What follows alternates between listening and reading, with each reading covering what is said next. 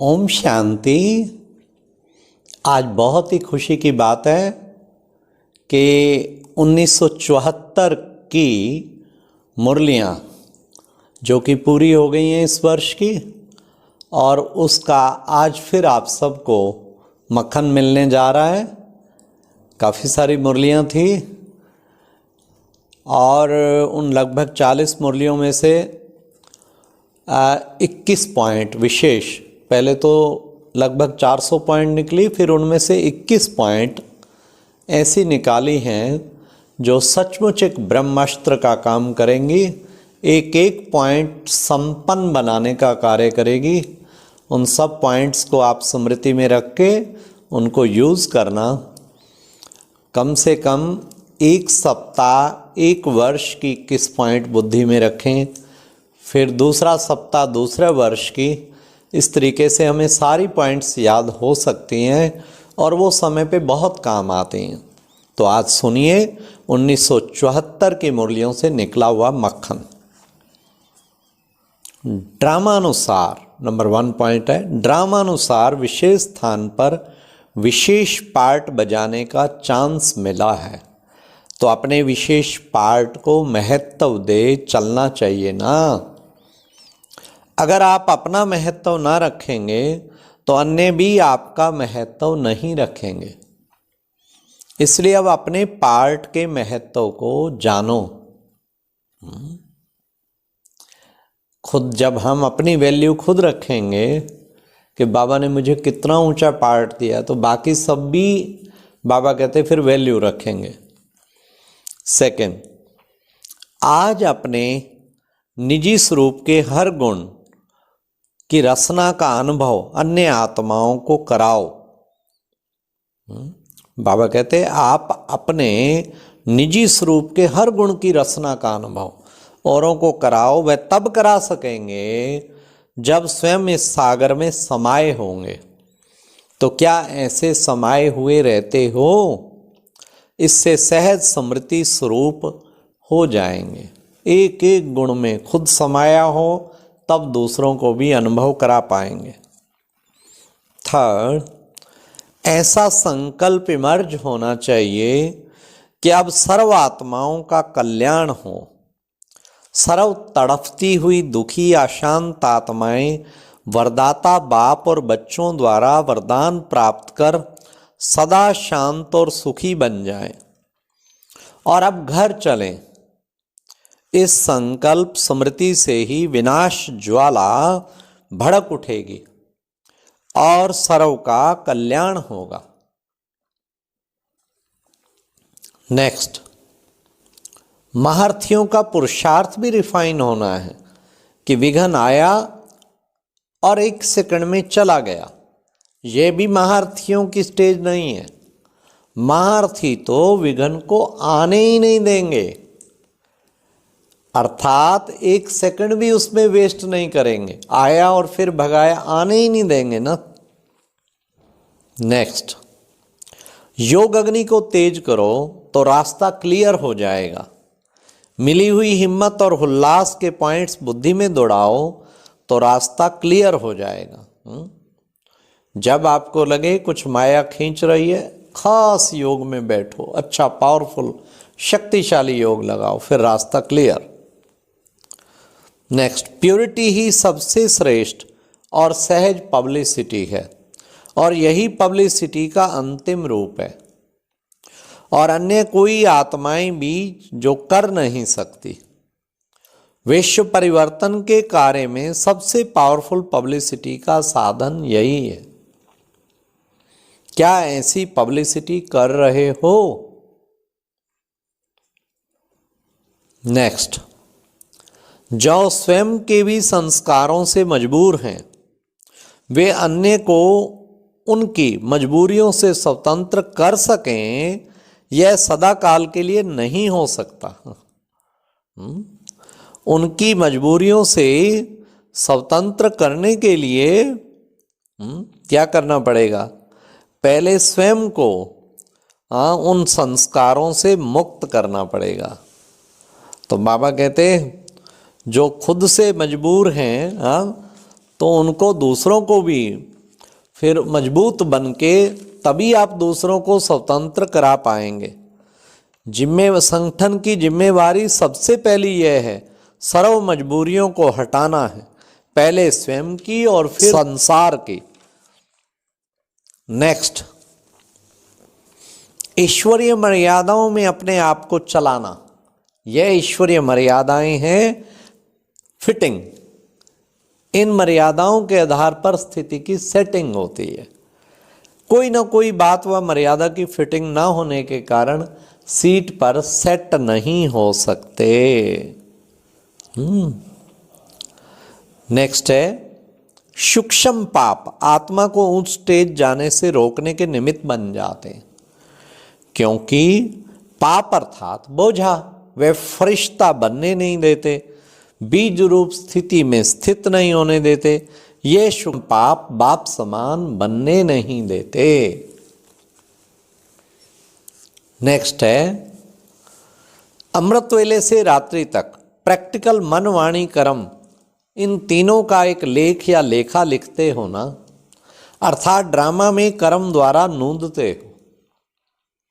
रात को अपनी लेखनी को चेक करो, कितनी प्रभावशाली आज रही या व्यर्थ रही, ऐसी चेकिंग करते हो। नेक्स्ट,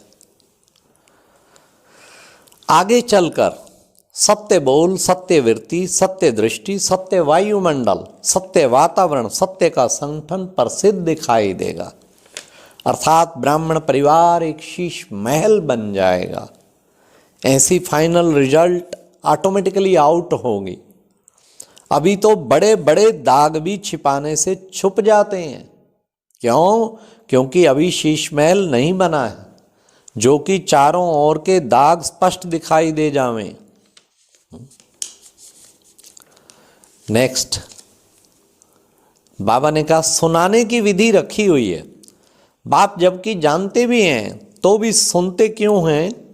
क्योंकि स्वयं द्वारा किए गए कर्म व संकल्प स्वयं वर्णन करेंगे तो ही महसूसता की सीढ़ी पर पांव रख सकेंगे। महसूस करना या अफसोस करना या माफी लेना बात एक ही हो जाती है। महसूसता के आधार पर स्पष्ट हो, बोध से स्वयं को हल्का करो, तभी डबल लाइट फरिश्ता व आत्मिक स्थिति स्वरूप बन सकेंगे। नेक्स्ट, कुछ समय बाद गैलप करने का समय भी समाप्त हो जाएगा और जिन्होंने जैसे और जितना पुरुषार्थ किया है वे वहां ही रह जाएंगे। फिर चाहे कितना भी एप्लीकेशन डालो लेकिन मंजूर नहीं होगी, मजबूर हो जाएंगे। इसलिए बाप दादा द्वारा कुछ समय पहले ही वार्निंग दे रहे हैं, जिससे पीछे आने वालों का भी बाप के प्रति कोई उल्हाना ना रहे। नेक्स्ट, सर्व कार्य संपन्न करने के लिए दो कमजोरियों की समाप्ति में सफलता मूर्त बनना है। वह दो कमजोरियां हैं आलस्य और अलबेलापन। इसको मिटाने का साधन चेकर बनना है। 99% पुरुषार्थियों में किसी न किसी रूप में आलस्य और अलबेलापन कहीं अंश रूप में है तो कहीं वंश रूप में। महारथियों का अंश रूप है मेरी नेचर, मेरा संस्कार, और घोड़ेसवार का वंश रूप मैंने यह किया, क्या हो गया, फिर क्या हुआ, ये बाबा कहते वंश रूप। नेक्स्ट, जो महारथी हैं अर्थात पास विदानर होने वाले हैं तो उनकी नींद का टाइम भी योग युक्त स्थिति में गिना जाता है। उनकी स्टेज ऐसी होगी जैसे कि पाठ समाप्त कर वे स्वयं परम धाम में हैं और उनको योग की महसूसता होगी। नेक्स्ट, बाप के आगे छिपाने से एक के ऊपर लाख गुना बोझा चढ़ा हुआ होने के कारण जब तक स्वयं को हल्का नहीं किया तो सोचो कि एक गलती के पीछे अनेक गलतियां करने से और एक मर्यादा का उल्लंघन होने के कारण अनेक मर्यादाओं का उल्लंघन हो जाने से लाख गुना बोझ चढ़ जाता है और फिर चढ़ती कला में कदम कैसे बढ़ा सकेंगे। बड़ा ध्यान रखना है। सूक्ष्म पाप एक का लाख गुना, बहुत अटेंशन रखना है। नेक्स्ट, जो ज्ञान का खजाना हर रोज बाप दादा द्वारा मिलता है, उस खजाने की कमी है। अगर सारा समय ज्ञान रत्नों से खेलने में व ज्ञान खजाने के देखने में, सुमरण में एवं विश्व कल्याण के प्लान्स बनाने में बुद्धि को बिजी रखो तो व्यर्थ संकल्प आ नहीं सकते। बाबा ने आज कितना अच्छा बता दिया, व्यर्थ संकल्प भी नहीं आ सकते। नेक्स्ट, बुरा ना देखो, बुरा ना सोचो, बुरा ना सुनो। अगर इस स्लोगन को भी सदा स्मृति में रखो व प्रैक्टिकल में लाओ कि देह को देखना ही अर्थात बुरा है, देहधारी प्रति सोचना व संकल्प करना यह भी बुरा है, देहधारी को देहधारी समझकर उससे बात करना यह भी बुरा है। अगर ये साधारण स्लोगन प्रैक्टिकल में लाओ तो दृष्टि वृत्ति चंचल नहीं होगी। सर्व संबंधों की सर्व रचनाएं बाप द्वारा प्राप्त नहीं की, जिस कारण दृष्टि वृत्ति चंचल होती है। नेक्स्ट, श्रेष्ठ तकदीर की तस्वीर बनाने के लिए 3 शब्द याद रखो। निर्वाण स्थिति में होना है, निर्वाण स्थिति में होना है, निर्माण बनना है और निर्माण करना है।